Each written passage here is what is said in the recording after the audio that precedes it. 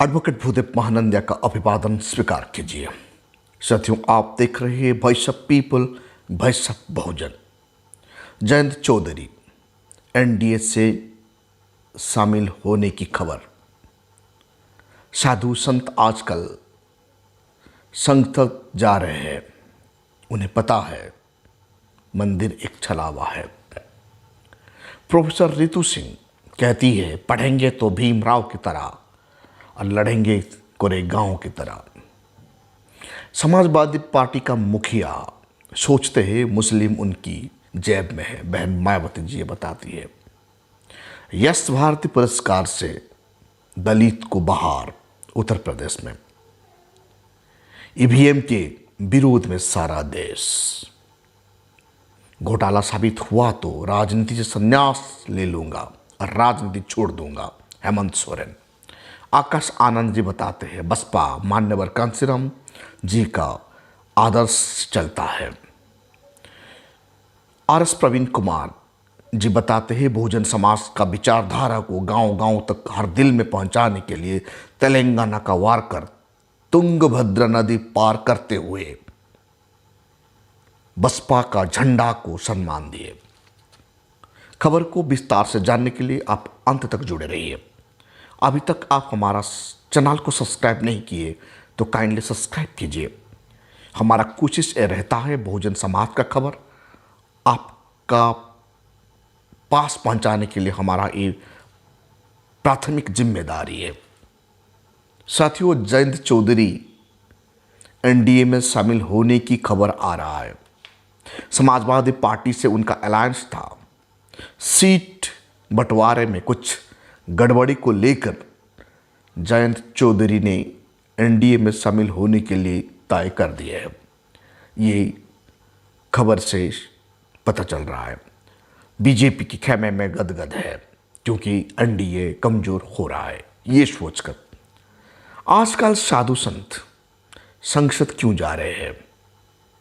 क्योंकि उन्हें पता है, उन्हें अच्छे से पता है धर्म और मंदिर सिर्फ एक छलावा है। असली खुशी तो संसद और सत्ता से होता है। लेकिन हमारा लोगों अभी भी मंदिर से घंटा बजा रहे हैं। ये बात मंडलनामा में देखने के लिए मिलता है। ये हकीकत है। मंदिर में कुछ मिलने वाला नहीं है। ये बात साधु संत जान चुके हैं। इसलिए तमाम साधु संत संसद जाने के लिए इलेक्शन लड़ रहे हैं और बहुजन समाज मंदिर जाकर घंटा बजा रहे हैं। उन्हें कुछ मिलने वाला नहीं है। प्रोफेसर रितु सिंह का लड़ाई बंद नहीं हो रहा है। वो सिंहनाद करके गरज रही है। पुलिस उन्हें दबाने के लिए तमाम कोशिश कर रहा है, लेकिन न्याय के खिलाफ कोई भी जा नहीं पाएगा। भारत का संविधान ढाल बनकर रितु सिंह को साथ दे रहे हैं।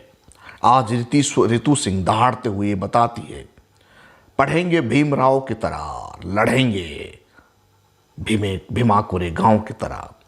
यह हकीकत है। बहुजन समाज को पढ़ना होगा डॉक्टर बाबा साहेब अम्बेडकर की तरह, तब जाके ताकत होगा, बौद्धिक ताकत मिलेगा, मानसिक विकास होगा, दुश्मन को हरा सकेंगे। और लड़ना है तो भीमा कोरेगांव को 1818 1 जनवरी में जो लड़ाई हुआ था वो ऐतिहासिक लड़ाई है। 500 दलित वर्सेस 28,000 मनुवादी सोल्जर। ये याद आता है। ये ऐतिहासिक घटना है। रितु सिंह, प्रोफेसर रितु सिंह ये आह्वान कर रही है बहुजन समाज को बाबा साहेब अम्बेडकर की तरह पढ़ना है और ज्ञानी बनना है और लड़ना है तो भीमा कोरेगांव में हमारा जो 500 पूर्व जो लड़े थे अपने सामाजिक हक और अधिकार के लिए, वैसे ही लड़ना है, डरना नहीं। लेकिन आज संविधान है देश में, इसलिए साथियों संवैधानिक प्रक्रिया में लड़ना है। दुश्मन सिर्फ संविधान को डरता है और कुछ किसी को नहीं डरता। जितना बड़ा ताकत को भी वो नहीं डरता। सिर्फ उन्हें डर है तो भारत का संविधान, क्योंकि भारत का संविधान किसी को छोड़ने वाला नहीं है। आज उनका सत्ता है, सत्ता का घमंड वो दिखा रहा है, कल को सत्ता चला जाएगा तो संविधान उन्हें कसकर पकड़ेगा और सलाखों को पीछे ले जाएगा। ये भारत का संविधान का इतना ताकत है। साथियों, समाजवादी पार्टी का मुखिया खुद को सोचता है मुस्लिम उनकी जेब में है, बहन मायावती जी कहती है। टिकट वितरण प्रक्रिया में यह पता चलता है समाजवादी पार्टी मुसलमान को टिकट कम देती है, उनका संख्या का हिसाब से टिकट नहीं देती, क्योंकि उनका सोच है मुस्लिम उनका जेब में है। ये बात बहन मायावती जी उनका ट्विटर हैंडल में, एक्स हैंडल में बता रही है। उत्तर प्रदेश में जो यश भारती पुरस्कार चयन किया गया है उनमें कोई भी दलितों का नाम नहीं है, हर कोई कम्युनिटी का नाम है, लेकिन बहुजन खास करके शेड्यूल कास्ट लोगों का नाम ही नहीं है यश भारती पुरस्कार में। यूपी में जो जुडिशियल एग्जामिनेशन का रिजल्ट भी निकला, 99% सवर्णों को ही वहाँ सिलेक्ट किया गया है। Schedule caste, schedule tribe, OBC, उनका ना की बराबर जगह है। हमारा लोग मंदिर मंदिर भटकेंगे, घंटा बजाएंगे, लेकिन सवर्ण एग्जीक्यूटिव, जुडिशियरी और लेजिस्लेचर को कब्जा करने के लिए दिन रात वो कोशिश करेगा और हम मंदिर मंदिर होके अपना वक्त को बर्बाद कर देंगे। आज पूरा भारत ईवीएम के खिलाफ हो गया है। लोग जानते हैं आज मोदी जी का शासन सिर्फ ही सिर्फ सत्ता का ताकत, बीजेपी का सिर्फ ही सिर्फ ईवीएम का द्वारा आ रहा है। ईवीएम का घोटाला, वोटर का घोटाला सामने आ चुका है। वोट में गड़बड़ी हो रहा है, वोटर लिस्ट में गड़बड़ी है, ईवीएम मशीन में गड़बड़ी है। इसीलिए भारत का जनता जान चुके हैं, सड़क पर आ चुके हैं। अब केंद्र सरकार का नींद उड़ गया है। 12 तारीख में chief justice of India EVM के बारे में सुनवाई करेंगे और पंजाब में जो घटा है वो डेमोक्रेसी को तार तार कर दिया। भारत का चीफ जस्टिस ऑफ इंडिया गुस्सा होके वो बताते हैं डेमोक्रेसी का हत्या हो रहा है।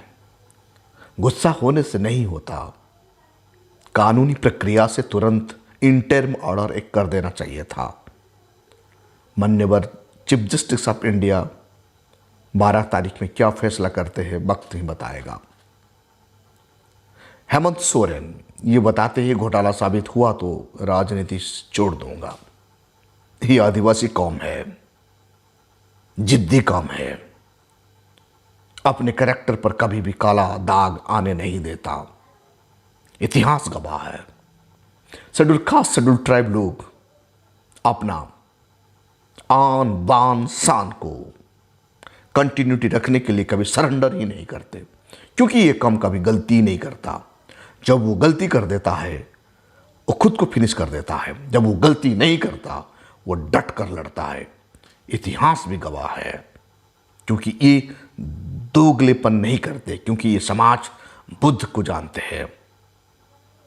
हड़प्पा सभ्यता, मोहनजोदड़ो सभ्यता ये कहता है ये बुद्धिस्ट लोग हैं, ये पंचशील को पालन करने वाले लोग हैं। जब उनका गलती होता है तो वो तुरंत गलती सुधारते हैं और कभी भी वो सरेंडर नहीं करते और माफ़ी नहीं मांगते।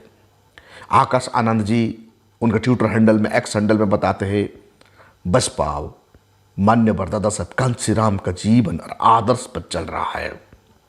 ये पार्टी भारत में रहने वाले बहुजन समाज का आन और बान और शान है। बहुजन समाज को सुरक्षा देना, भारत के संविधान को सुरक्षा देना, बाबा साहेब का विचारों को घर घर तक फैलाना बहुजन समाज पार्टी का कर्तव्य है, प्राइमरी रिस्पॉन्सिबिलिटी है। इलेक्शन जीत या हार कोई मायना नहीं रखता। हर कोई बहुजन समाज को कॉन्शियस करना, संविधान के बारे में बताना, उनका अपना हक और अधिकार के बारे में सिखाता है बहुजन समाज पार्टी, क्योंकि ये दादा साहेब कांशीराम का विचार से चलता है। चाहे हमारा राजनीति चले या ना चले, लेकिन सामाजिक क्रांति चलते रहना चाहिए। इसीलिए साथियों, बसपा का जो भी मीटिंग होता है, मीटिंग में, कैडर कैंप में संविधान का कॉपियां बांटा जाता है। और कोई भी दूसरा पार्टी ऐसा नहीं करता, क्योंकि उन्हें डर है बहुजन समाज को भारत का संविधान के बारे में पता चल जाएगा तो ये शेर की तरह दहाड़ेंगे और ये लड़ेंगे और अपना हक कर अधिकार मांगेंगे। इसलिए बहुजन समाज का लोगों को बसपा में शामिल होकर, उनका कैडर कैंप में शामिल होकर बहुत कुछ राजनीति और भारत का संविधान के बारे में जानना बहुत आवश्यकता है। आर.एस. प्रवीण कुमार उनका ट्विटर हैंडल में लिखते हैं, बहुजन समाज पार्टी को हर दिल में पहुंचाने के लिए तेलंगाना का वर्कर लग गए हैं। आर.एस. प्रवीण कुमार जी जान से लग गए। एक नज़ारा देखने के लिए मिलता है ट्विटर हैंडल में आर.एस. प्रवीण कुमार का, जब बसपा का कार्यकर्ता तुंगभद्रा रिवर पार कर रहे थे। उनका कंधा पर साइकिल था और साइकिल में नीला झंडा बंधा हुआ था। लोग तुंगभद्रा रिवर में डूब रहे थे, लेकिन बसपा का नीला झंडा को डूबने नहीं दे रहे थे। इतने मेहनत करके नदी पार होके, तुंगभद्रा रिवर पार होके गांव तक पहुंच रहे बसपा का कार्यकर्ता तेलंगाना में।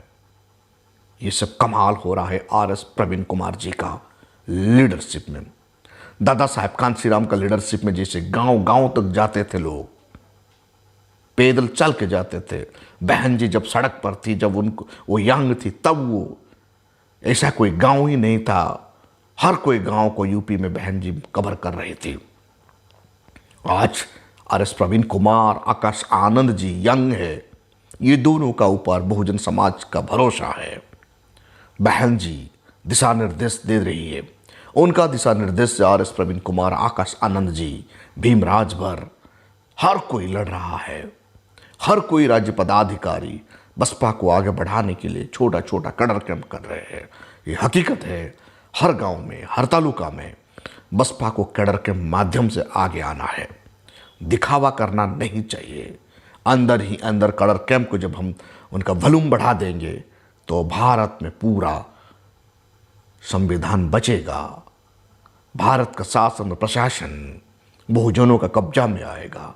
संविधान बचेगा तो बहुजन समाज बचेगा, बहुजन का नस्ल बचेगा। इसीलिए साथियों, आप सब यूनाइटेड हो जाइए और 2024 में बहुजन समाज को मजबूत करना बहुत जरूरी है।